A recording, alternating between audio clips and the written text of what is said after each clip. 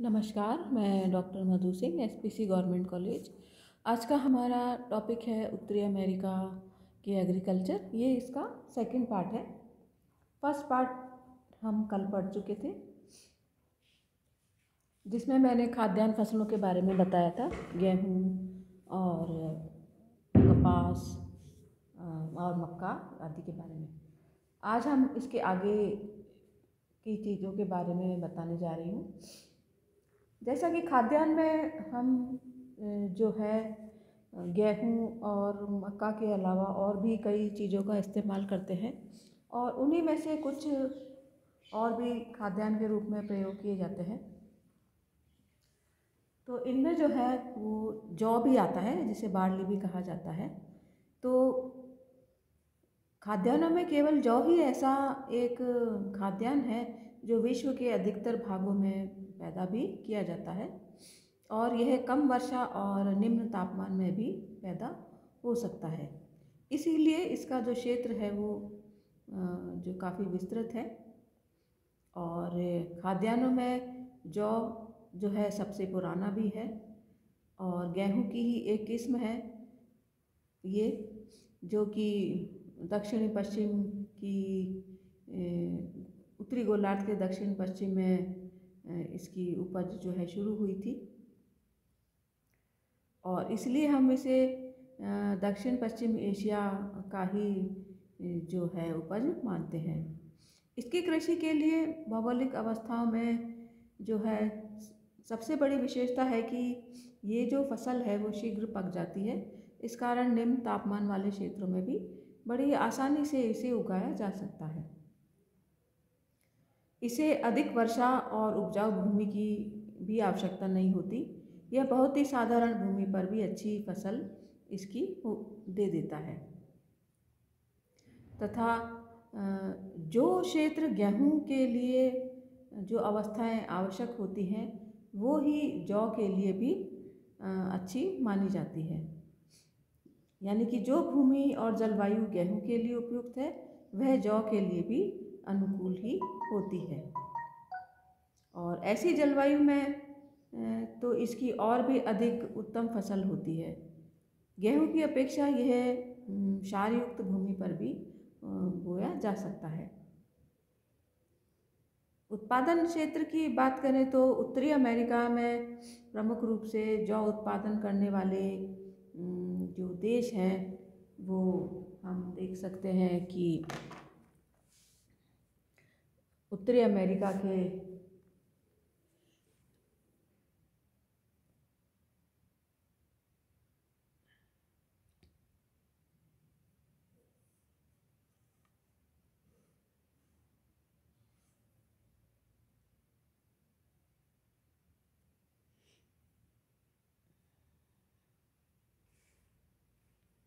उत्तरी अमेरिका के ये मध्यवर्ती भाग हैं, जहाँ पर कि जौ और जई दोनों ही प्रमुख रूप से पैदा किए जाते हैं। उत्तरी अमेरिका में भी संयुक्त राज्य अमेरिका में जो है जौ की कृषि जो है पश्चिमी राज्य और मध्य के जो प्रेरी प्रदेश हैं उनमें अधिक होता है। इसी प्रकार ही कनाडा में भी जौ का उत्पादन प्रेरी प्रदेश में अधिक होता है। इसके अलावा मोंटाना में रेड नदी की घाटी में भी अधिक मात्रा में जौ पैदा किया जाता है। तथा इसके अतिरिक्त British Columbia, Nova Scotia, Saint Lawrence की घाटी में भी जो है जौ जो है उगाया जाता है। फिर इसी से ही मिलता जुलता एक और खाद्यान्न है जिसे हम जई या ओट्स के नाम से जानते हैं। तो ये भी ठंडे प्रदेशों का पौधा है, और जई की पैदावार के लिए भी वही जलवायु उपयुक्त होती है जो कि गेहूं या जौ के लिए आवश्यक होती है। लेकिन इसके पकने में जो है अधिक समय लगता है, अतः अधिक वर्षा और गर्मी जो है इसके लिए आवश्यक हो जाती है। लेकिन ये ठंडी जलवायु में भी कुछ स्थानों पर पैदा किया जा सकता है, और इसके लिए कम से कम 24 डिग्री सेंटीग्रेड और अधिक से अधिक 30 डिग्री सेंटीग्रेड तापमान आवश्यक होता है। तथा इसके लिए भूमि की बात करें तो इसकी पैदावार जो है वो कई प्रकार की भूमियों में ये पैदा हो सकता है। और उत्पादन क्षेत्र में भी संयुक्त राज्य जो है विश्व का दूसरा बड़ा उत्पादक है जई का, तथा यहाँ से लगभग 25% उत्पादन प्राप्त होता है विश्व का।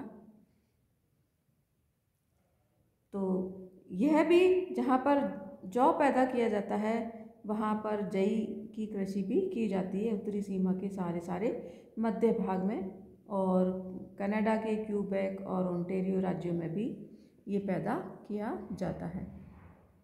लेकिन इंटरनेशनल मार्केट या अंतर्राष्ट्रीय व्यापार की दृष्टि से इसका महत्व जो है बहुत ही कम है। उत्पादन का लगभग 5% ही इसका व्यापार हो पाता है। फिर कृषि में एक गन्ना जो है या शुगर केन भी महत्वपूर्ण स्थान रखता है, और इसके लिए इसकी जो शुरुआत है वो करेबियाई द्वीपों और ब्राज़ील इत्यादि होते हुए इसकी जो कृषि है उत्तरी अमेरिका में फ्लोरिडा और लुजियाना में की जाने लगी, और तथा ये इन देशों में भी जो है पैदा किया जाने लगा। इसके लिए भौगोलिक दशाओं में जो है औसत तापमान इसके लिए ऊंचे होने चाहिए, और बोते समय इसके लिए 20 डिग्री तापमान और वृद्धि के समय 20 से 25 जो है इसके लिए आवश्यक हो जाता है।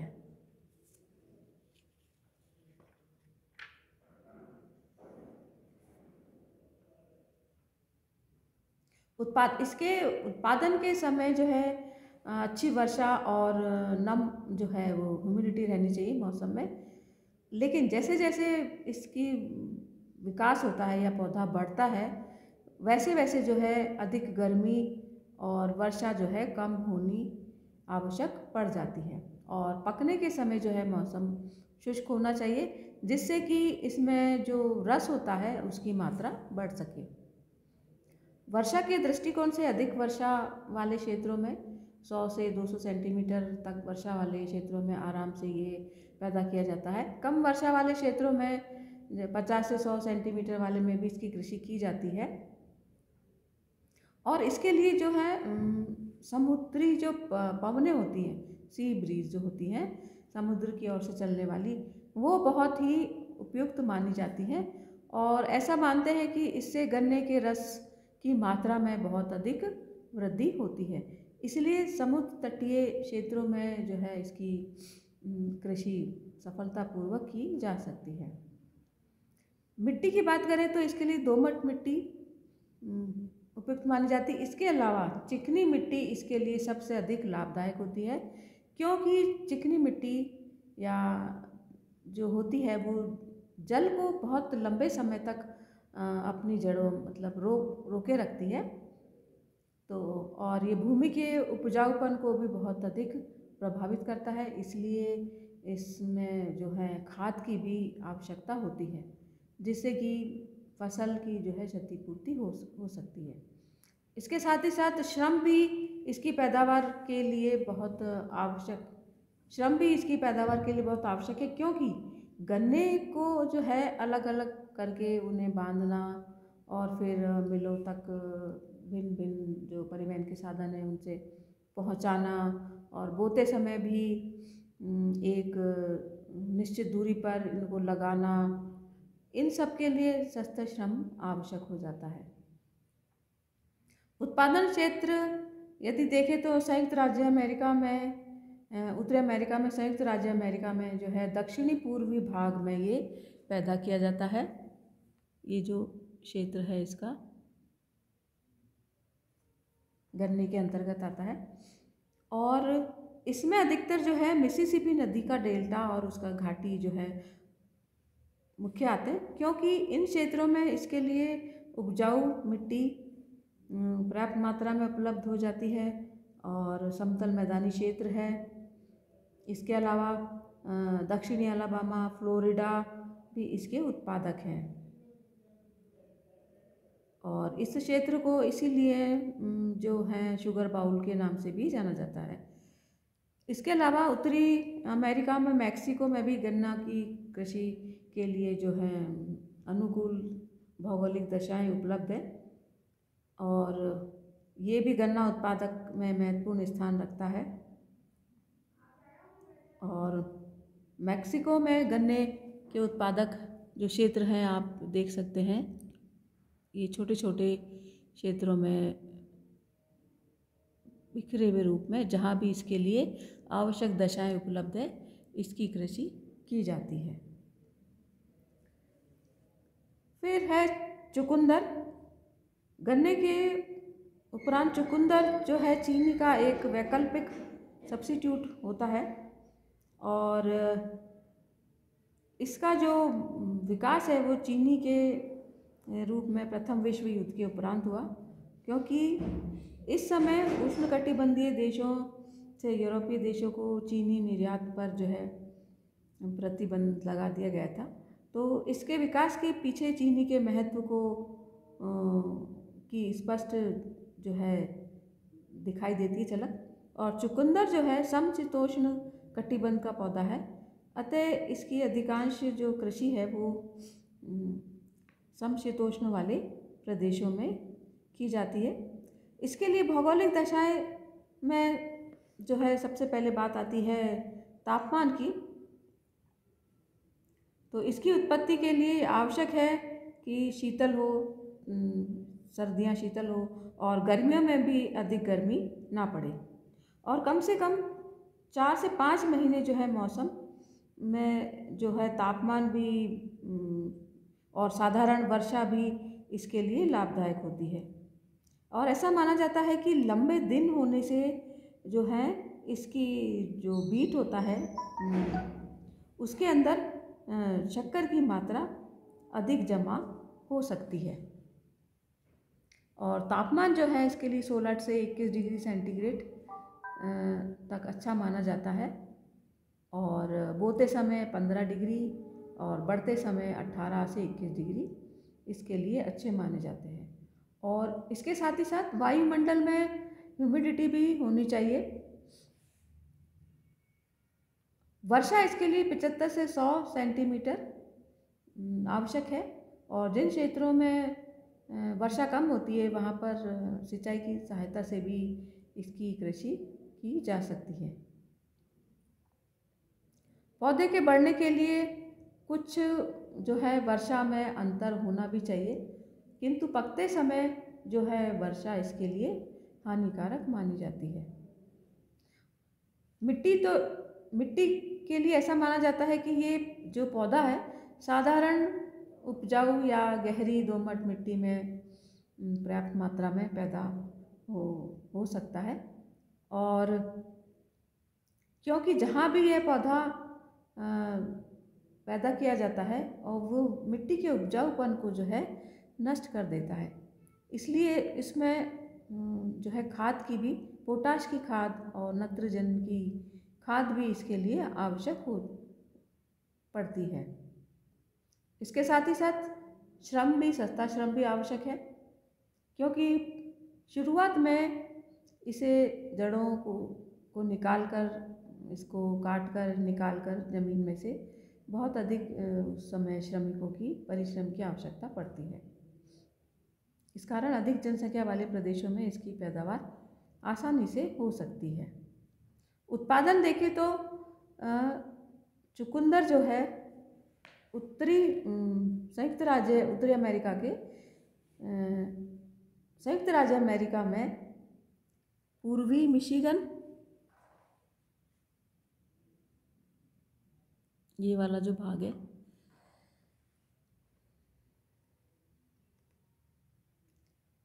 और उत्तर पूर्वी ओहायो पर्वतीय क्षेत्र, व्योमिंग, मोंटाना तथा कैलिफोर्निया, ये जो एक क्षेत्र बहुत बड़ा क्षेत्र है चुकंदर के उत्पादन का।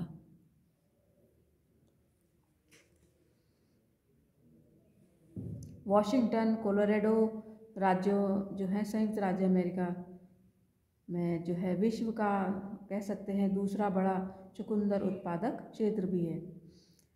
कनाडा में अल्बर्टा, सस्केचुआन, ओंटारियो आदि राज्यों में भी इसकी कृषि की जाती है।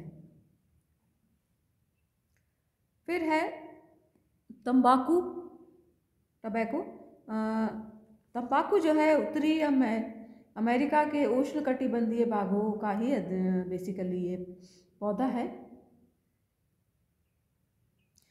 और इसे 16वीं शताब्दी में स्पेन के जो लोग थे यूरोप से लाए और बाद में इसका जो है प्रचार विश्व के अन्य देशों में भी बड़ी तेजी से होने लगा।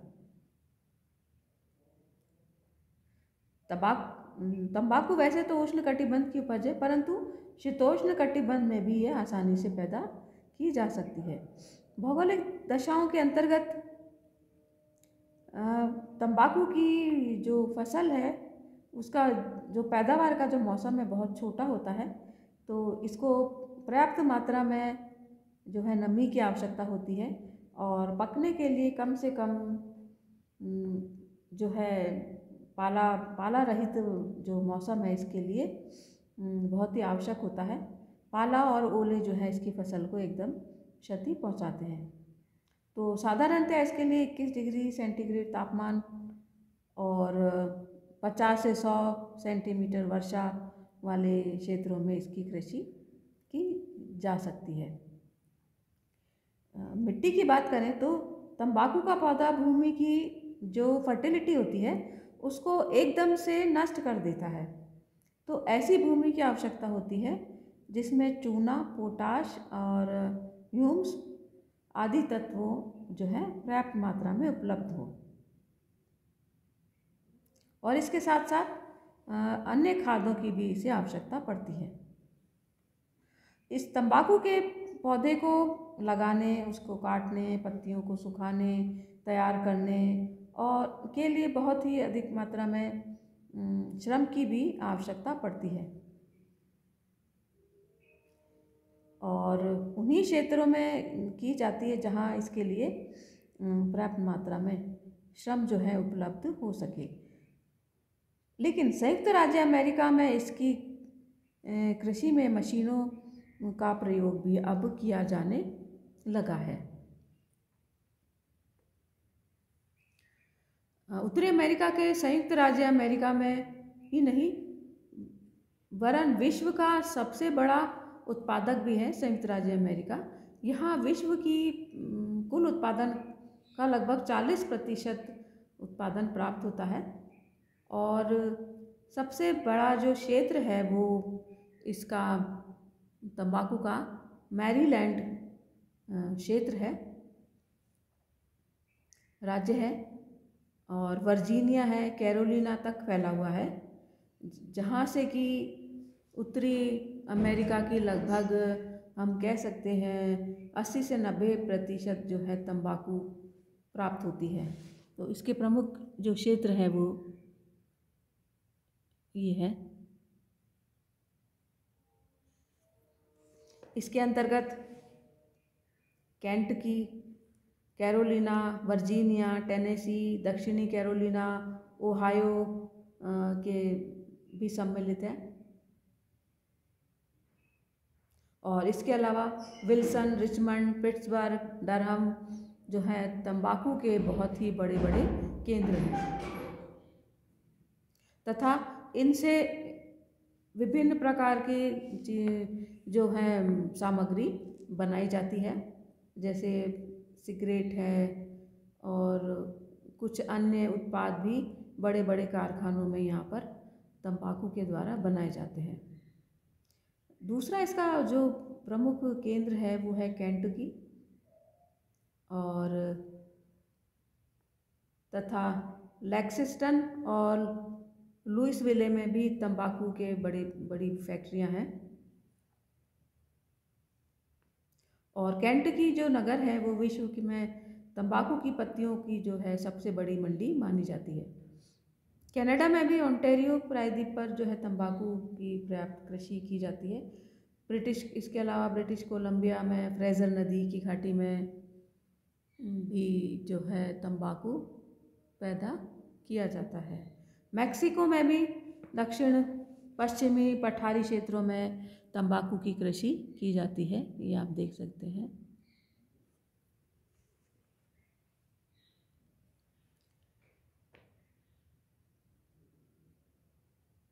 उत्तरी अमेरिका में अनेक प्रकार के फल और सब्जियों का भी उत्पादन होता है और उसका भी यहाँ पर महत्वपूर्ण स्थान है। तो फल और सब्जियों के उत्पादन में उत्तरी अमेरिका में संयुक्त राज्य अमेरिका जो है फल सब्जी उत्पादन में जो महत्वपूर्ण स्थान रखता है और अटलांटिक तट के सहारे विस्तृत जो मैदानी भाग है, जहाँ पर कि महानगर और औद्योगिक क्षेत्रों के निकट स्थानीय मांग की पूर्ति के लिए जो है पर्याप्त मात्रा में फल और सब्जी की आवश्यकता पड़ती है। और इसी कारण से उत्तर पूर्वी भाग में भी औद्योगिक केंद्रों व महानगरों में जो है इसकी आवश्यकता पर्याप्त मात्रा में पड़ती है। तो इस कारण यहाँ पर फल और सब्जी जो है ट्रकों के माध्यम से नगरों में पहुँचाई जाती है और संयुक्त राज्य अमेरिका में इसे ट्रक फार्मिंग के नाम से भी जाना जाता है। तो इसके जो प्रमुख क्षेत्र हैं वो अटलांटिक तटीय फ्लोरिडा फलों के उत्पादन में, कैलिफोर्निया भी सिट्रस फल के उत्पादन में महत्वपूर्ण स्थान रखता है। इसके अलावा सब्जी में प्याज, टमाटर, आलू, गोभी, गाजर, कई तरह की जो है सब्जियां यहाँ पर उत्पादित की जाती हैं। और ये विश्व का भी सबसे प्रमुख फल उत्पादक क्षेत्र है, जहाँ से कि एप्पल, संतरा, अंगूर, पाइनएप्पल, नाशपाती, अंजीर और अन्य कई सिट्रस फल भी यहाँ पर पैदा किए जाते हैं। कैलिफोर्निया राज्य जो है इसमें सबसे महत्वपूर्ण स्थान रखता है। कैलिफोर्निया की घाटी फलों के उत्पादन में अग्रणी है और जो कि भूमध्य सागरीय जलवायु वाला क्षेत्र है, वो भी रसदार फलों के उत्पादन में महत्वपूर्ण स्थान रखता है। इसके अलावा फ्लोरिडा, ये वाला जो भाग है फ्लोरिडा राज्य, कैलिफोर्निया घाटी, वहाँ भी फल उत्पादन में महत्वपूर्ण स्थान रखता है रसदार फलों में। और ऐसा माना जाता है कि विश्व का लगभग 20% से भी अधिक सेब का उत्पादन यहाँ से प्राप्त होता है। वॉशिंगटन, न्यूयॉर्क और वर्जीनिया जो है सेब उत्पादक के प्रमुख राज्य हैं। कनाडा भी प्रमुख फल उत्पादक क्षेत्र है, जिसमें नोवा स्कोटिया और न्यू ब्रंसविक, दक्षिण पश्चिमी क्यूबेक, ओंटारियो, ब्रिटिश कोलंबिया के जो आंतरिक भागों में जो अधिकतर सेब के जो बागान हैं वो लगाए गए हैं। और इसके अलावा विभिन्न प्रकार की जो बेरीज होती हैं या स्ट्रॉबेरी है, उसका उत्पादन क्यूबेक, ओंटारियो, ब्रिटिश कोलंबिया में किया जाता है। ओंटारियो के नियाग्रा क्षेत्र में जो है बड़ी मात्रा में अंगूर का उत्पादन किया जाता है। और कनाडा जो है एप्पल और ब्लूबेरी का जो है निर्यातक भी है, क्योंकि ये जो बेरीज जो होती हैं अधिकतर ठंडे क्षेत्रों में पैदा होने वाला फल है। कई प्रकार की बेरीज यहाँ पर उत्पन्न की जाती हैं, ब्लू है, ब्लैक है और भी अन्य प्रकार की। मैक्सिको जो है संतरा और केले का उत्पादन, इसके अलावा टमाटर और आलू का उत्पादन भी होता है। क्यूबा में जो है शीतकालीन सब्जियां, केला और अनानास, पाइनएप्पल जो है बड़ी मात्रा में पैदा होता है। विशेष करके हवाना के दक्षिण पश्चिम के जो तटवर्तीय केंद्र में है। और मध्य अमेरिका के पश्चिमी द्वीप समूह के में जो है केला जो है सभी बड़े पैमाने पर पैदा किया जाता है। Thank you.